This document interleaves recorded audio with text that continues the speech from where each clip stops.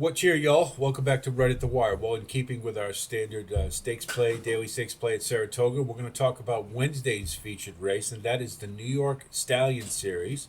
It's ungraded at 150,000. Eighth race on the card, running a mile and a 16th on the inner turf for 3-year-old fillies, New York bred. Interesting that the race is for a Stallion Series, and yet we're talking about fillies, but go figure. That's Naira. In any event, we got an interesting field here. There's a lot of consistent. It's pretty well balanced, I'd say. I don't really see a big time standout in here.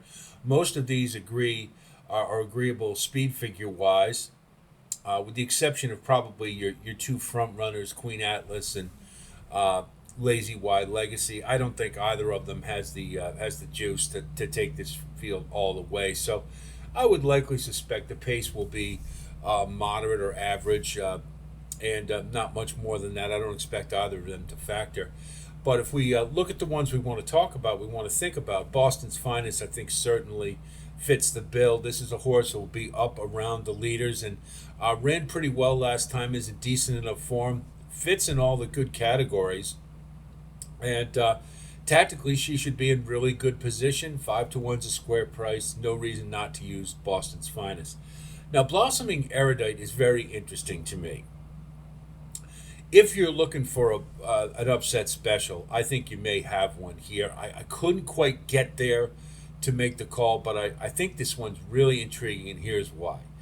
When we look at these state-bred races, the first thing we want to do is see how any of the contenders did against open company, because that certainly indicates a class edge over those that are relegated strictly to state-bred races. And Blossoming Erudite has a win over open company in a claiming race, mind you, but it was a claiming race at Gulfstream. A $35,000 claiming race against older open company, I think, is a pretty good feather in one's cap when you consider this kind of race. She fits in every other capacity, speed figure wise, and just has that, tells me that this is a horse can maybe raise her game under the right circumstances. And hey, I wouldn't even be surprised if she went right to the lead and tried to take them all the way. At 12-to-1, you're getting an outstanding price, and just that little nugget there is enough for me to include Blossoming Erudite plus the really nice price. Disco Star is tough to back as the favorite. This horse is very consistent, but consistently third or second. It's kind of has that cavalry type of running style, always late on the scene. Last time the Suzio King wasn't going to get to Mommy's Turn, who would be my pick to win this race if she was running here. But Disco Star is a very solid performer for Mark Casse, and fits here, so there's no reason to exclude, and I would definitely use Disco Star, but based upon the track record, I think under is probably more likely. I settled on Nonna Lynn for Chad Brown. Obviously, Chad Brown on the turf at Saratoga. This one has a good, steady progression. 3 races, 3 improved speed figures, 3 improved class ratings. That's a horse on a positive upswing, positive progression, and coming off the bench with a career high speed figure is a very good indication. So, to me, we have to find a horse who's ready to kind of break out of this bubble that they're all in. Roughly the same speed figure, same class, and all of that.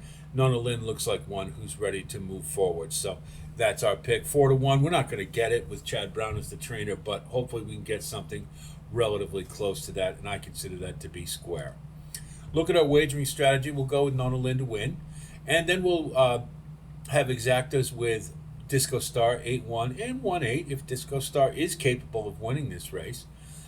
And then we'll go with Key Box Saver with 8 on top with 5 and 7. And I tell you, I may throw a win bet down on Blossoming Erudite or some kind of an exacta, because I got a feeling this one's sneaky good here. And then we'll do a trifecta, 8 on top with 157, 157. Keep it real simple and straightforward. I think this is a good betting race.